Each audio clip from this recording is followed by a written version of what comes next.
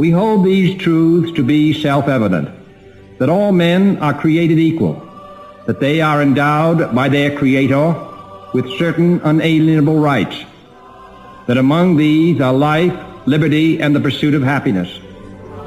And now New Galaxy Broadcasting presents Inalienable and Free, Voice of the Coalition, a program addressing the grave challenges to human and citizen rights in America and the rest of the world. How can we, the people of Earth, take back the power and privileges granted to us by God and addressed so significantly in the Declaration of Independence? Our rights are inalienable, that is, given by God and incapable of being taken away from or given by another. These rights are the basis of liberty, the foundation of all life and happiness. The Coalition of Planetary Empowerment is an organization designed to give its members tools and information to empower them personally, in relationships and in business and employment, but also to give them a voice and the ability to help transform political and corporate governance to support the true needs and desires of people throughout the world. Inalienable and Free focuses on the need for government and corporate business interests to be responsive to the will and desire of their constituents and consumer shareholders.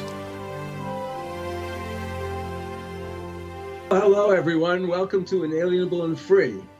Our program today is called Humanity on Trial, Transforming the Paradigm of Armed Conflict. And I'm very pleased to have with me Don Newsom, our producer, who looks after the show, but he's also the owner of this remarkable media outlet called BBS Radio. And I realize that I love my show and everything, but if you go to BBS Radio, you'll be able to choose from dozens of shows of all kinds, but mostly ones that deal with empowerment of one sort or another. Anyway, Don, I wondered if you might update us a little bit on what's going on BBS Radio. Wow, well, thank you very much for that fabulous intro. I appreciate it. We love BBS Radio. We truly do. It's an adventure every step of the way. We've completed another step of that adventure. All of our government paperwork is done. Doug Newsom, my twin brother, has done the paperwork over the last couple of years. We have finished it. It's exciting because the all-female company that we started doing this with has actually obtained over 50% of the media companies that are now registered with the government and to do contracts with the government. So they're a powerful company. They know what they're doing. Women always do, you know, and very smart, intelligent. Soon they'll be ruling over our country, and that's probably a good thing. And so now that the paperwork's done, they've had a chance to review it, and they say it's stellar. They say it's some of the finest paperwork they've ever seen submitted, and they say we should be gold and sealed because we're already, in some respects, working with the government or government factions and or people. And so we kind of have a leg up in that respect, and I think we're going to start doing our first contracts early next year because, again, we're done, and that's very lucrative. It could be extremely lucrative for us. They guarantee us our first contract. We've even been able to review a few of them and discuss that with these ladies, and so we're excited. I mean, we've been at this for over 15 years plus, and now we're finally going to start rolling into a more lucrative position with the company, which means ultimately we can actually start paying our hosts. Now, can you imagine a digital broadcasting company paying their hosts to broadcast? Now, of course, it's the other way around, and we were the first ones to even do remote digital broadcasting as a network, and so this is going to be quite a paradigm for us. And it'll allow us with this money to go to our hosts and say, look, you need to run these PSAs, run them in your program. We're going to start paying you. And it'll be a whole different ball game for digital broadcasting, and we hope to unleash it. So we'll see what happens, but it's looking good so far. We're excited. Thank you for asking. It looks like you're bringing back the old days of radio in many different ways. Right. And but you're, with the digital side of it and also with the video side of it, particularly. So I'm looking forward to it, and can't wait for my first paycheck. Anyway. I can't wait to hand it to you. Yeah, thank you. Well, today we're going to look at a different paradigm for the use of armed conflict. Right now, humanity is facing a gigantic test, a trial brought on by the egregious and terrible conflict in Syria and the historic infamy of the humanitarian crisis in Yemen. Both conflicts demonstrate how far humanity has fallen from its essentially divine nature. In our program, keeping these examples in mind, we look at polarized and non-polarized political perspectives. Polarized perspectives can be looked at in various ways: severity versus compassion, soft versus hard, masculine versus feminine, yin versus yang, etc. Non-polarized perspectives have a little of both aspects, but the of these opposites often produces a new, vibrant solution outside of the arena of either of these opposing forces. Let's just talk about, remember the stuff I worked with Don at one point. We were talking about the border problem, keeping borders in, keeping people inside our border and nobody comes in, or just open borders. Well, both these ideas have very objectionable side effects. Because what if very good people seeking asylum come and make, as they have occasionally, and we don't help them, we just kick them out or bring them in if they come in and make them prisoners. So we talked about something that is actually done by the European Union, which is to, in certain cases, find another country, find another place for them, but take care of them. So you can have a very strong, even militarized border with a wall, or whatever you want to do, and keep people out. But if they come in for righteous reasons and you can't take them, then you put them somewhere else. So that's a solution that's a little bit different. It's not yin and it's not yang. It's not even a combination. It's going out of the box a little bit to do something that could be wonderful. So that's what we were talking about here. Well, for me, the ultimate measure of ethical compliance is the experience of the divine presence. I've spoken this before. We're talking about a state of awareness, basically of God, of Source, of your nature within a circumference, or a sort of like within an ocean. So you're experiencing yourself as part of something that's really, really big, and also is very individual to you, because it will help you and guide you as your progression into deeper and deeper forms of communion, but also in your life. Well, I believe that experience, which not everybody has, but it's worth striving for, I believe. But I also think that human conscience is a definite reflection of that state of awareness. And compliance with conscience can be measured by a definition of righteousness that conforms to the golden rule: do unto others as you'd have others do unto you, and the commandment, love thy neighbor as thyself.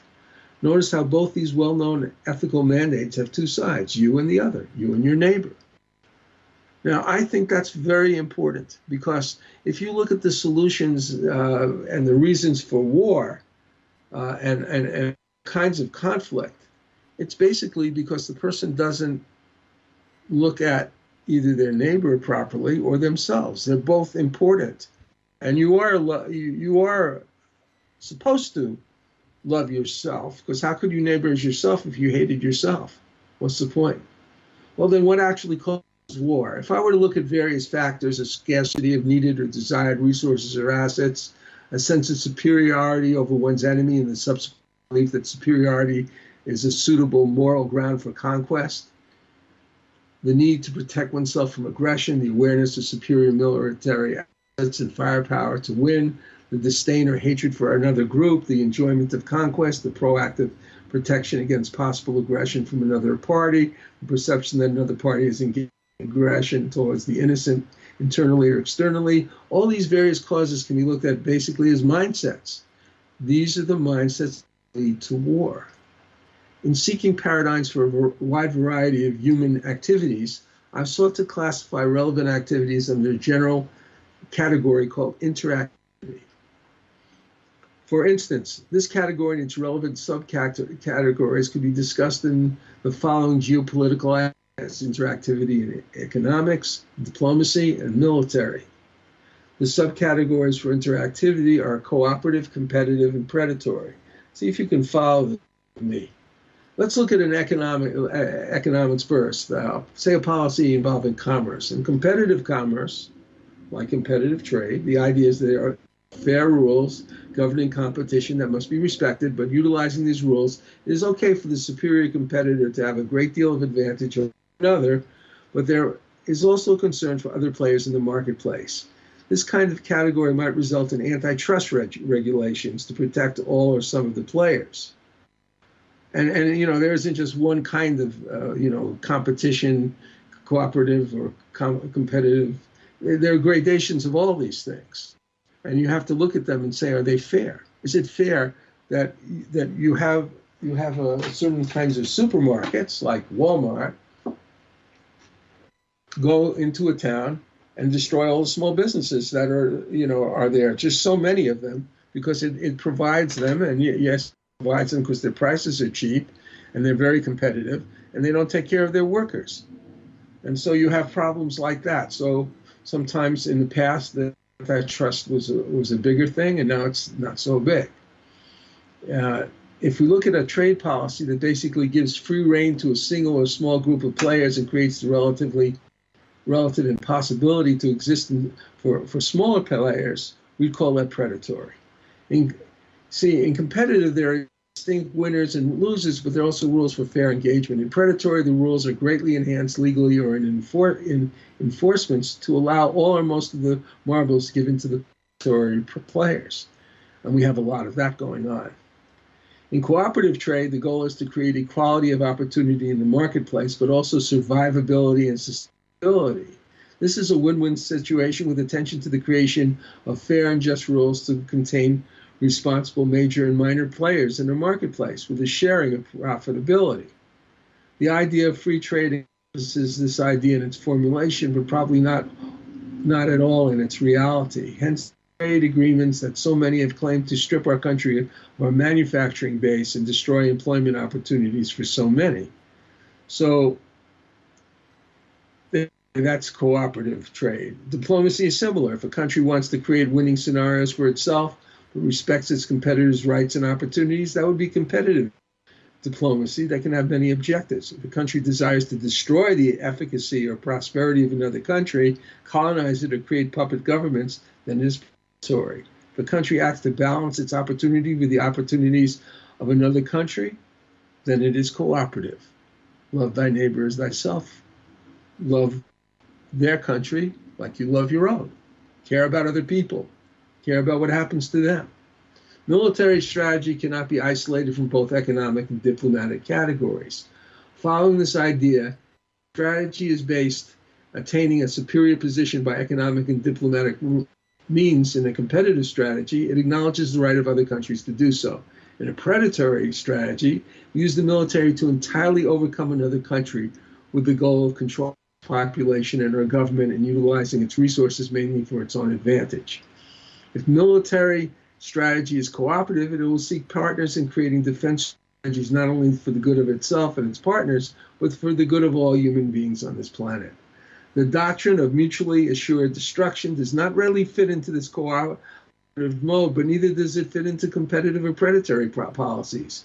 The end game of this strategy is clearly suicidal and fails below the competitive, predatory, or cooperative subcategories. Yet this policy, directly connected to nuclear weaponry, governs many major diplomatic, military, and even economic strategies. So, you see, you got a situation here that not only do you have those three strategies, military circumstances, but you have a possible endgame of destroying everybody. You can't have marbles on the table if you don't exist and the table doesn't exist and the marbles are all disintegrated. Right? Nothing's left. So that's a problem. So is war or military engagement necessary? Given the state of mankind and even presuming true righteousness in the halls of the few nations, I believe so. The present use of military force in the world, particularly as mentioned in respect of the doctrine of mutually assured destruction, which hangs over every minor, real, or potential military action, threatens the survival of the human species, and is highly toxic, very dangerous, and far afield of any kind of spiritual paradigm.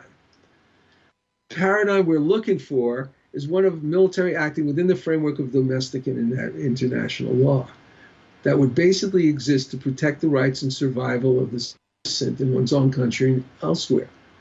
Surprise! We have very good frameworks of law to make this happen. Like, for instance, the declaration of war, the criteria for it, and for congressional oversight and for Congress alone being able to declare war. Very good idea. Not put in the hands of a unitary presidency. But it's not followed. It hasn't been followed, believe it or not, since World War II. The Korean War was was a political action, and all these other wars, well, they were just done, and they sometimes had a certain kind of congressional thing to declare war. How could you say the Vietnam War wasn't a declared war? It shouldn't have been a declared war. Well, the trouble is that the interpretation and or enforcement of wars already exists that govern the deployment of military has clearly deteriorated, and predatory empire building and new world building globalist scenarios involving the domination of elite over the world population evade existing international relevant domestic law to accomplish their goals. So you have got the declaration, you've got the Constitution and the declaration of war being controlled by Congress, not happening, not congressional oversight, as we will discuss, but you also have the United Nations, and the Charter of the United Nations clearly states that there are two reasons that you can go to war. You can go to war if somebody attacks you, and you can go to war if you get the permission of the Security Council to go to war. So you can probably see, if you're following this program and other things in your own personal research, that what's happening in Syria, it's really questionable. I mean, so we have a humanitarian crisis involving chemical weapons, but did it ever even happen? Did Assad actually use chemical weapons against his own people? There's evidence that maybe he didn't. We went to war before there could be a Security Council meeting. We didn't want to discuss it. We didn't want to have really good investigations about it. So you've got a real problem there, and a good reason why you want the Security Council to ratify something like this, because you could have a humanitarian crisis, which is really sort of like a false flag. That's unfortunate. Well, we're going to take a break. I'm going to present an audio excerpt from a book called Boots in Manhattan, which I wrote with a Korean War veteran and career crime fighter, Ray Boylan, and he taught me a lot of things. And he taught me a lot about what it's like to be in a war, and he was there when the communists actually invaded. This particular book is about his childhood, and he was in New York gangs in the 1930s. Very interesting experience. Part of a trilogy of books and films called The Footstep. Then we're going to mention our resume service, something I've helped clients with for many years. And then I'm going to play Desperate Games. This is a song with lyrics I wrote and music composed and produced by Edgar Ahrens for the purpose of providing a platform for this amazing singer and colleague that I've worked with for years called Patricia Welch. It is the first time we've broadcast this whole song. It's part of a musical we're working on called Hadley's Castle. So we're going to play sequence B1, C2, and M54. Boots in Manhattan is a coming-of-age novel by Ray Boylan and Johnny Bluestar. It is about a young Tom Boots Raymond who grows up in New York in the 1940s, who was a member of a street gang. My friends and I were about to start our own game of stickball when Rabbit Lacey, the head of the Rattlers, came up to us and tried to move in on our game. We were called dwarves, the youngest members of this stupid gang. Hey, Kevin, I need you to get some gloves and some stuff I left at my place. No, this is our game. Hey, are you my good little dwarf or what? You've been calling me a dwarf since I was 6. We're not your personal slaves, pal. Hey, what is this? A dwarf rebellion? All right, big guy, we ditched the dwarf thing. We make you guys regular rattlers. No, it's too late. He looked at Jay and me. We looked away. Rabbit was now angry, and he pushed Kevin hard with the palms of his hand. Kevin tried to ram him in the stomach, but he stepped aside, throwing Kevin into the curb where he fell to the ground, bleeding profusely at the knee. Still, he managed to get up. My street. Kevin shouted at Rabbit, pointing at him with an angry index finger. Find out more by Googling Boots in Manhattan, a 1940s coming-of-age novel, part 1 of the novel series The Foot Soldier by Ray Boylan and Johnny Bluestar. Google with the words Boots in Manhattan, Ray Johnny Kindle. That's Boots in Manhattan, Ray Johnny Kindle. This is Johnny Bluestar, CEO of New Galaxy Enterprises, a media content development company. The resumes we design are carefully thought out, customized with a great deal of consultation with our clients, and developed to fit the generic requirements of a company or a specific position. A resume these days is still very important. Let us help you. To learn more about New Galaxy, see samples of our work, or talk to us about your project, please go to www.newgalaxyenterprises.com and fill out the contact form.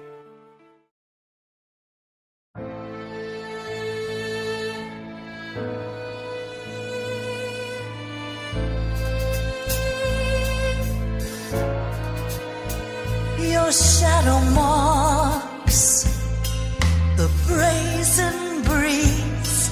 I sense you're near and slowly freeze, tempted by your lips and your touch. The cup of you is way too much.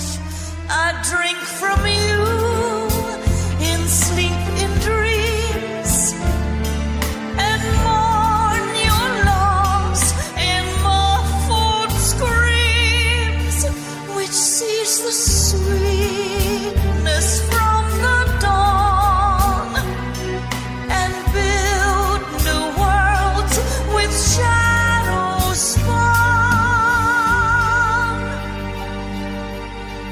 No golden pharaoh from the Nile could dare eclipse your cryptic smile.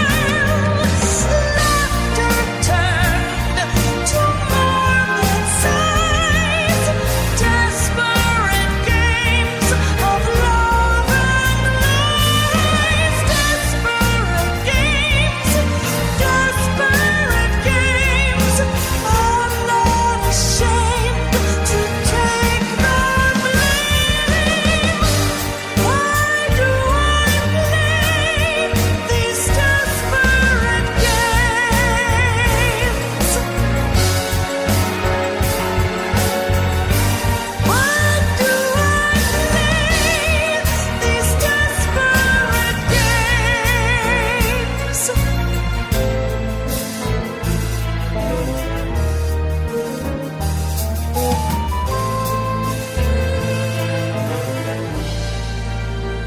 I loathe each moment you are gone.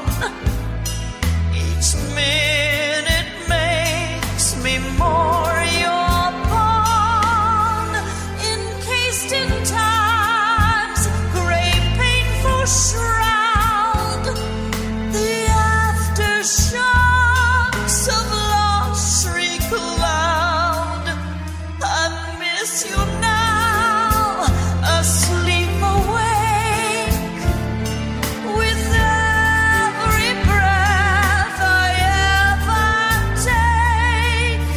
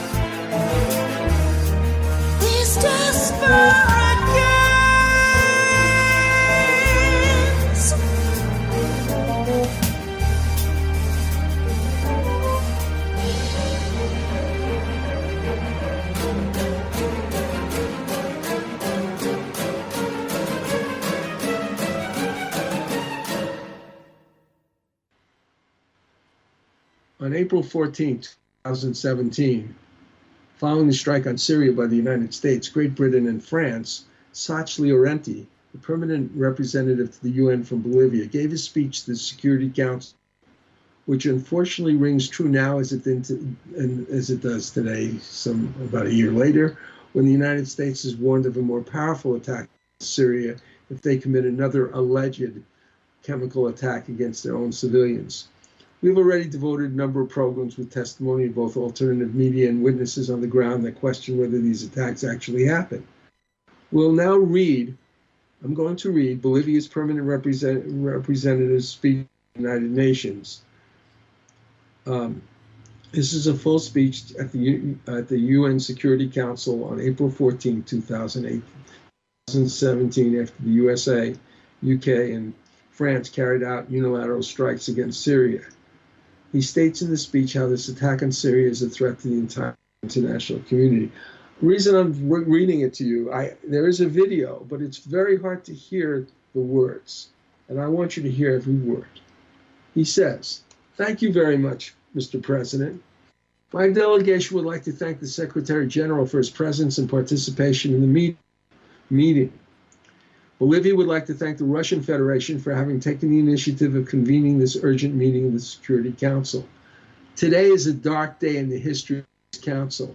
3 permanent members of this council have taken the decision to breach the Charter of the United Nations and take a unilateral action against the sovereignty and territorial integrity of another member state of our organization.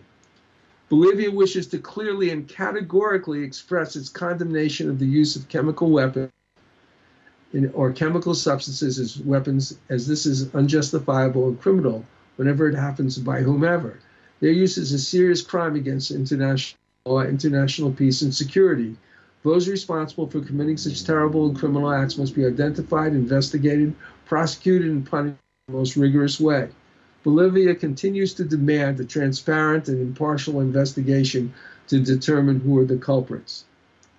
But in addition to that, the topic of this meeting is the fact that 3 permanent members of the Council, as I've said, have used force in breach of the United Nations Charter.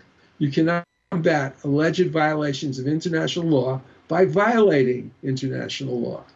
Bolivia is surprised by the fact that the permanent members of the Council, given they have a responsibility for maintaining international peace and security, have decided to bypass the United Nations when it suits them. They defend multilateralism as it serves them, and then they simply discard it. When it is no longer in their interest, they are no longer attached to multilateralism. Unfortunately, this is not the only case where unilateral acts have been used. Let's recall, and we will never tire of recalling it, the events in Iraq of 2003 and in Libya of 2011.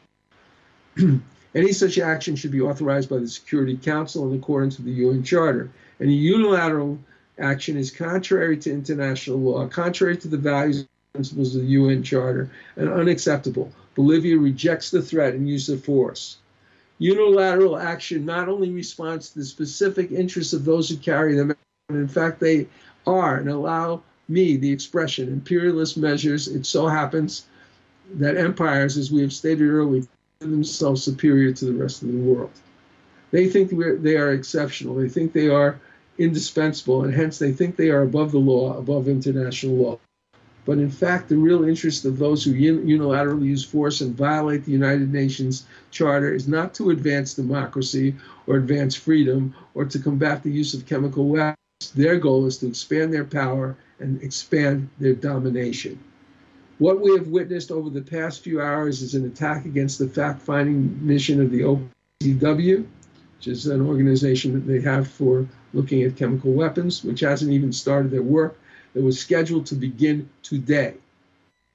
This unilateral attack is an attack against multilateral organizations such as the OPCW, is an attack against this council and its main duty of maintaining international peace and security. It is an attack against the UN Charter, and it is an attack against the entire international community. I asked the permanent member who used force just a few hours ago how much money they invested in arming and training the armed groups in Syria. Which national resources are they coveting? And with which moral authority will they be able to invoke the United Nations Charter in other situations? Unfortunately, the history of violations of the principles and purposes of the UN Charter is long. We mentioned Libya, Iraq, but there are more recent chapters. It happened with the unilateral decision regarding Jerusalem, another clear sign of a lack of respect for international law. And to my audience, we covered that quite a bit. Who are those who sell, who are those who sell weapons to those who bomb civilians in Yemen? Who are those who reject the Paris Climate Change Agreement? Who are those who stepped away from the International Migration Pact? Who are those who build walls? Well, we believe that it is important to evoke more ancient history. We are suffering the consequences, especially in the Middle East, of actions carried out by certain colonialist powers more than a century ago and of their disdain for international law. The same complete disdain for international law that we're experiencing now in Syria is also something that was seen when, for example, the United Kingdom refuses to return the Falkland Venus Islands sovereignty to Argentina, or when the Chagos archipelago is not resolved, when the advisory opinion of the International Court of Justice on this topic is not heeded. In other words, we are talking about a whole range of policies that undermine international peace and security. The permanent representative of the United States says that the United States, her country, is ready, is locked and loaded, she says. Of course, we clearly heard her words with a great deal of concern and a great deal of sadness. We know the United States has aircraft carriers, satellites, intelligent missiles, smart bombs, and a huge arsenal of nuclear weapons. We also know they have nothing but scorn for international law. But we have this. We have the principles and purpose of the UN Charter. He picks it up and he shows it. And ultimately, as history has demonstrated many times, these principles will prevail. So this is a lot of concern to me. It's a lot of concern. He said it really well. I'm part of a country that I believe was established with the greatest principles and ideals that you could have. You wouldn't have a United Nations Charter without the Constitution and the Declaration, because those follow in its footsteps centuries later. We have a country because of the ideals that we founded it on. Yes, those ideals were violated almost immediately, but the point is they were inspired. So as you wanted real suffrage, not just white property owners and so forth being able to vote. You expanded that suffrage because the conscience was there. It was implicit in those words, Jefferson, and in the Constitution, and we expanded it. We were doing real good for a while. Well, we've been discussing in previous programs the war in Syria and atrocities that continue in the war in Yemen. Well, let's update some critical information about the war in Syria through an interview with Vanessa V, a reporter on the ground in Syria that was held by Ryan Christian of The Last American Vagabond. That's an alternative outlet that I consider quite responsible and dedicated to creating more informed and enlightened citizens, part of our mission as well. So we're looking at N115, the humanitarian corridor.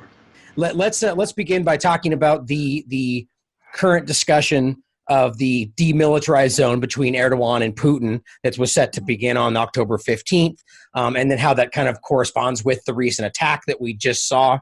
I have Putin quoted as saying, "At the meeting, we discussed in detail this situation in the Idlib governorate and decided to establish a 15 to 20 kilometer wide militarized zone along the contact line between government troops and the armored opposition by October 15, 2018, and evacuate radical militants," which I think is incredibly important, including Jabhat al-Nusra. So what are your thoughts on this zone first, and we can dive into the recent attacks? Well, I mean, there's been the inevitable criticism of this diplomatic move by Russia in coordination with Turkey, and there are fears. There are fears, obviously, that Turkey has consistently been attempting to annex Syrian territory and occupy Syrian territory via its own so-called moderate proxies.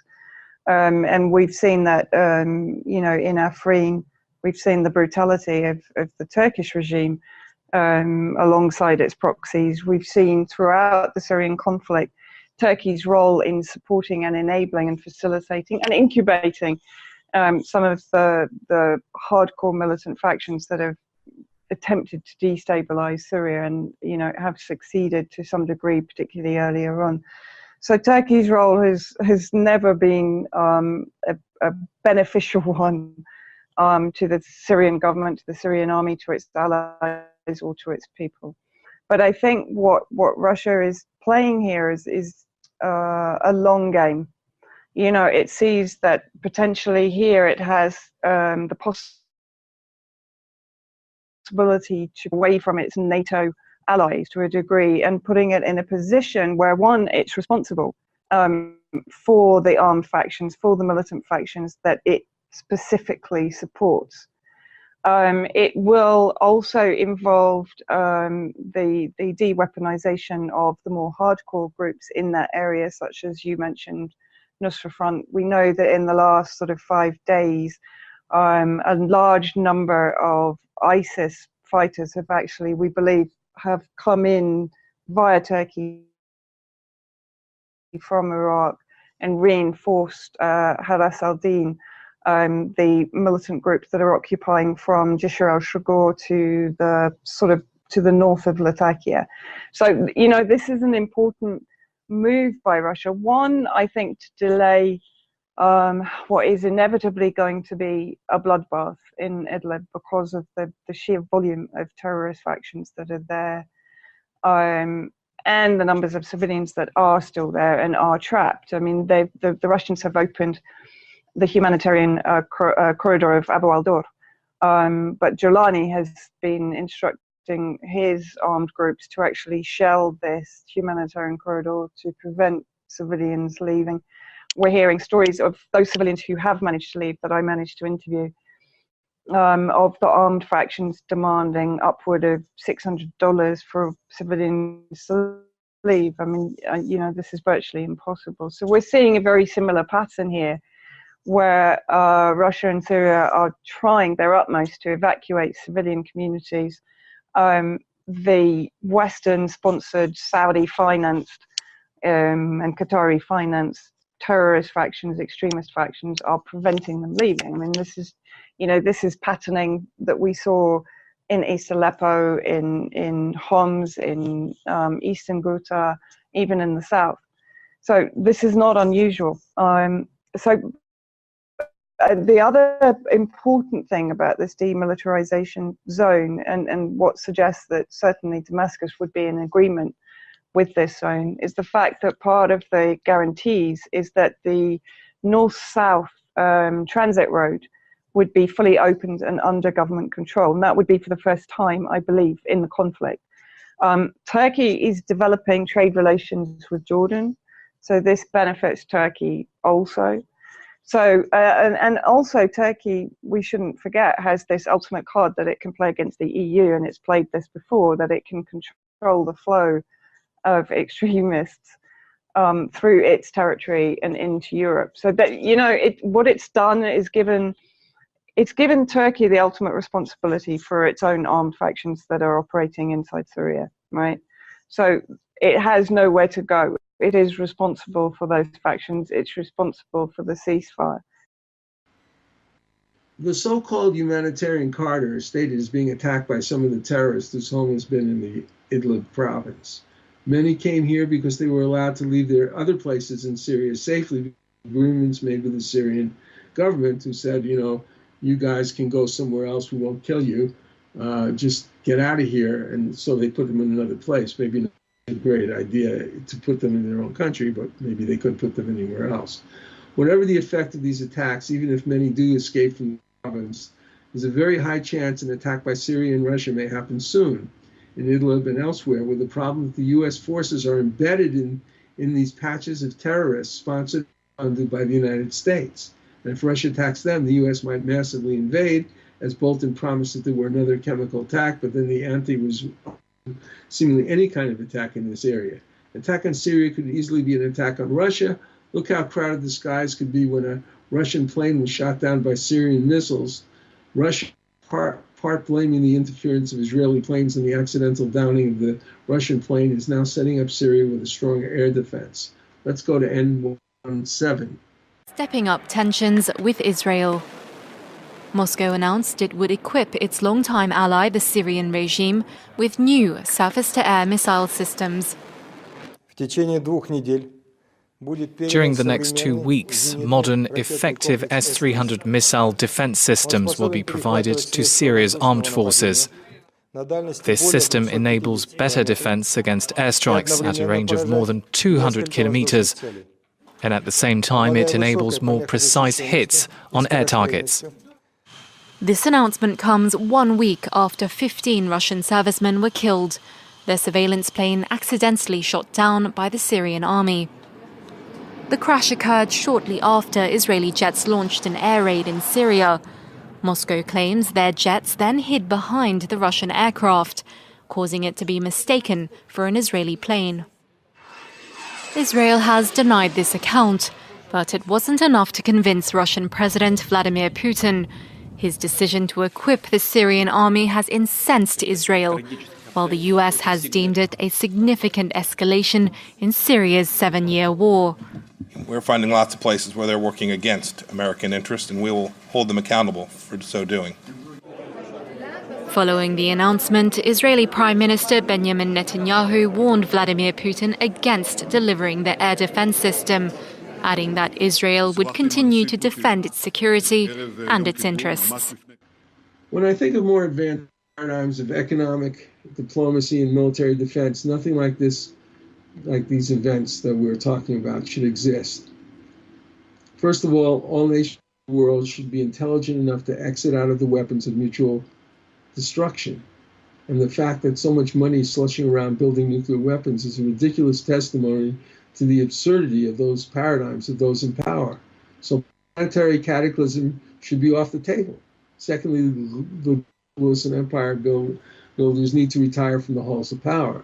Trouble is that the desire for power and domination over others is produced by a psychology of separation, where the human psyche is fed by its own selfish and predatory dreams, instead of communing with the divine, or at least living in respect of other people's lives and aspirations.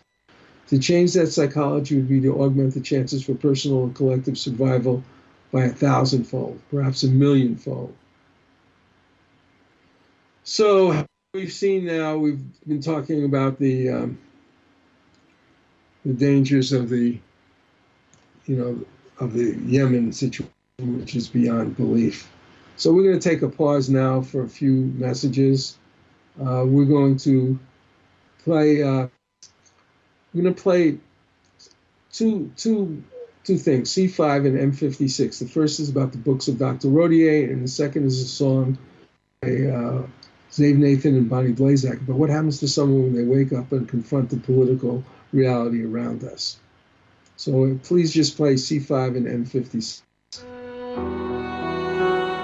Dr. Hugo Rodier has published 4 books on health issues covering practically all chronic health problems.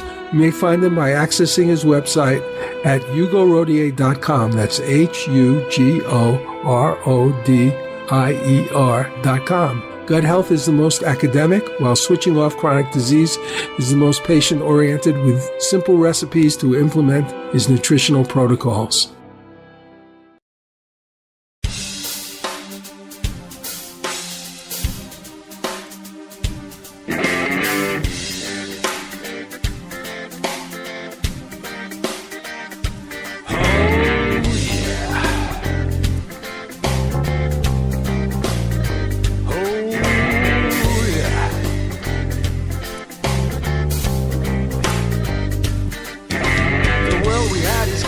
Down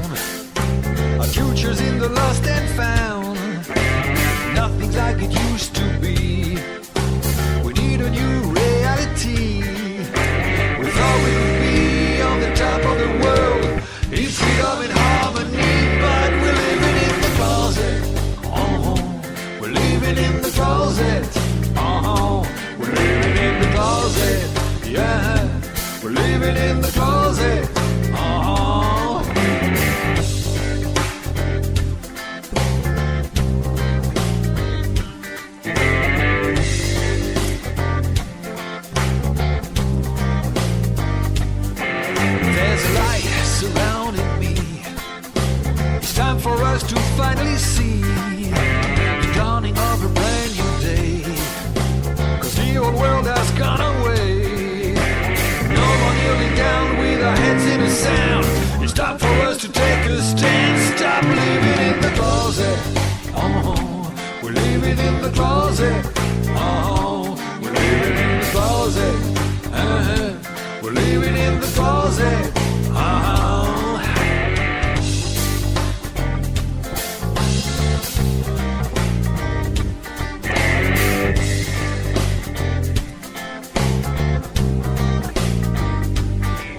Like a phoenix rising from the dust, we need a world that we can trust.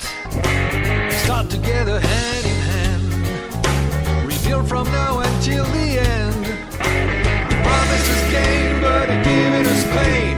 This little world has gone insane. Stop living in the closet. Oh, living in the closet. Oh, we're living in the closet. Yeah, we're living in the closet. Oh.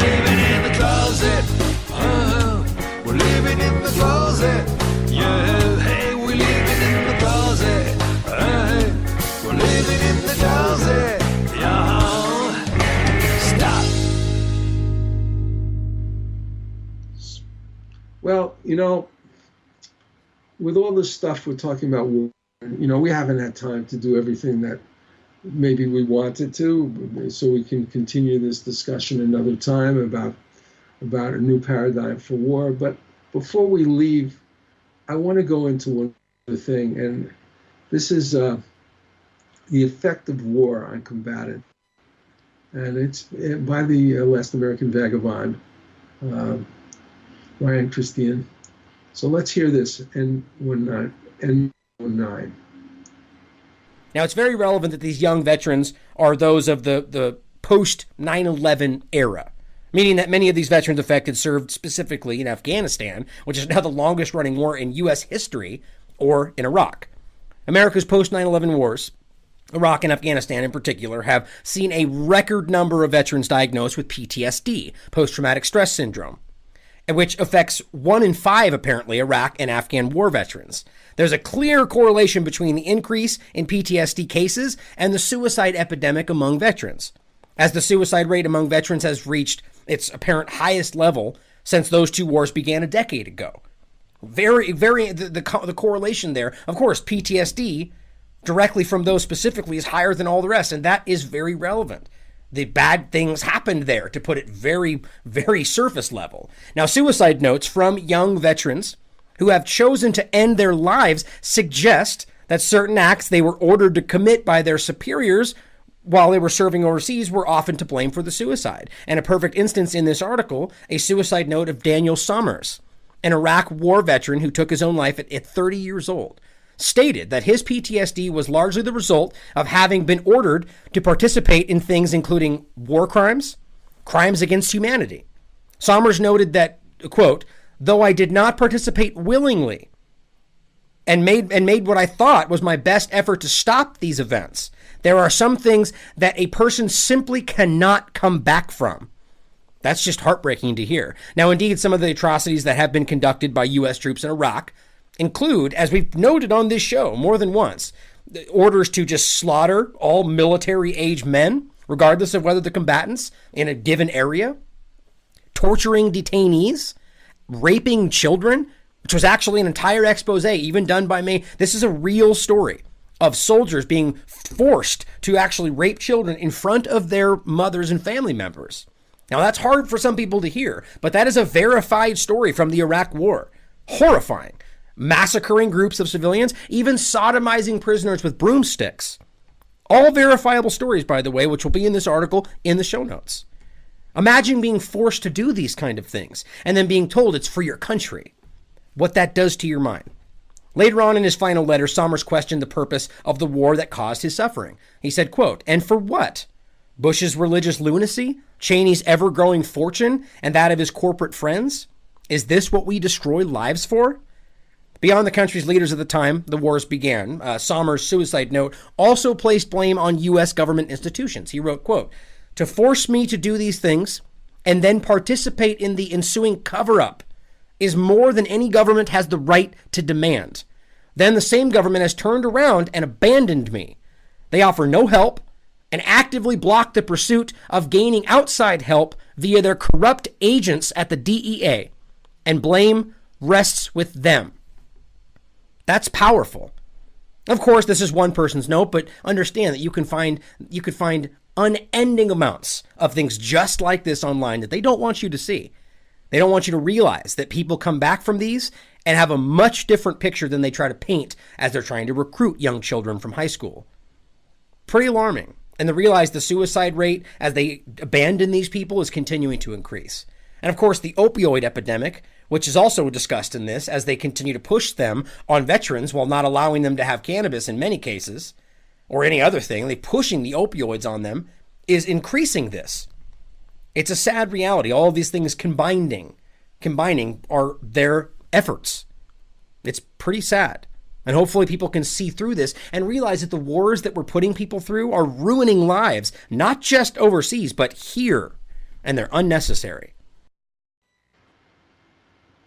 Well, I'm going to play something from Jake Morphonius about, well, what are we going to do about all this? Let's see what he has to say.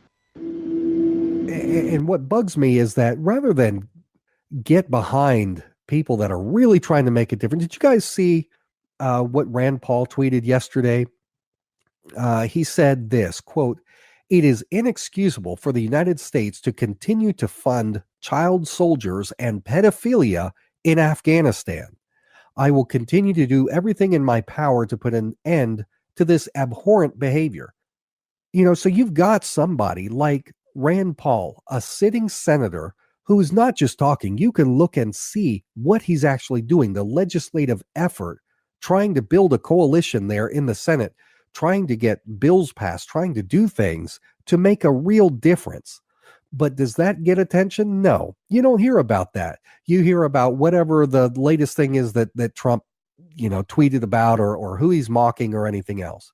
Do all the QAnon supporters get behind Rand Paul and his efforts to stop funding of child soldiers and child sex trafficking and stuff like that? No. All they know about Rand Paul is that Donald Trump made fun of the way he looks in a debate. That's Rand Paul. Rand Paul's a nobody. They put their faith in Trump, and they tell us to trust the plan. What plan is that? The plan that presents one false claim after another, going on a couple years now, telling us nonstop that in a couple of days, Hillary is going to be rounded up. They're going to arrest Hillary. They're going to get all these deep state people, all these child traffickers. They're rounding them all up. Just watch. It's going to happen. Okay, no, it didn't happen this time, but it's going to happen. I've been listening to this for over a year, and it's still not happening. My point is, that's good that some people, hope for this. I'm right there with you. I agree with you. I want to see these people go down. But if you keep holding on to these fantasies of these invisible saviors who are going to come along and make everything right, and you wait, and the days turn into weeks, and the weeks turn into months, and the months turn into years, we're going to get to the end of the Trump presidency. And what's the excuse going to be then? I am so tired of QAnon people and other diehard Trump supporters telling me, Jake, you just got to be patient. No, I don't. Because there are real people trying to make a difference right now. Real people who have names, not QAnon. Real people who have legitimate positions of authority, like senators, who are trying to make a difference, but you don't hear about them. You don't get behind them. You don't get behind someone like Tulsi Gabbard, who was trying to call out the deep state and put an end to what's going on in Syria. You know, these people, regardless of their domestic politics, if they are out there trying to make a difference in a good way, we ought to back them. We ought to support them. But the reason that doesn't happen is that would require us to turn our attention away from these salacious, sexy stories that are entertaining and pay attention to boring people like Rand Paul. And he is kind of boring. These mundane actions of people, of men and women who are really trying to make a difference in a positive way, they need our support. We need to be paying attention more to them. And that requires us to be more intellectually engaged than the average person out there, than the average Republican, the average Democrat. For all the attention that I see people giving to something like QAnon, if people would put that kind of attention and that kind of support and start buying shirts supporting the real efforts of real people like Rand Paul, Tulsi Gabbard, and the others that are really trying to fight the deep state right now, if we would put our efforts behind them, we might actually make a difference. But no, because we've got this LARP that's been co-opted by the intelligence community to keep us, keep our attention on invisible saviors. Such ridiculous stuff. Well, I'll tell you what, we're going to have to say goodbye now, but tune in, keep yourself tuned into this station, because you're going to hear Sharman's Taming the Tiger. Very exciting stuff. And we'll be back next week with Inalienable and Free, Voice of the Coalition.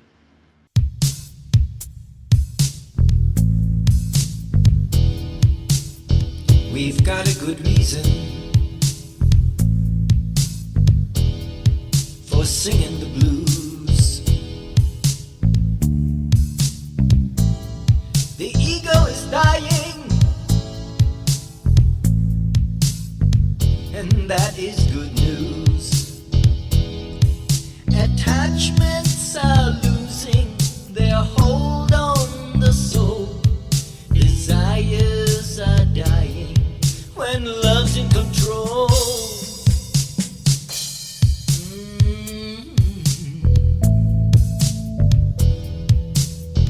The sound of each heartbeat is the beat of the blues. It always reminds us that we all got to choose. Should ego control us or God guide our life? God's way is love, the ego's is strife. God lives here within us, so let your heartbeat sing.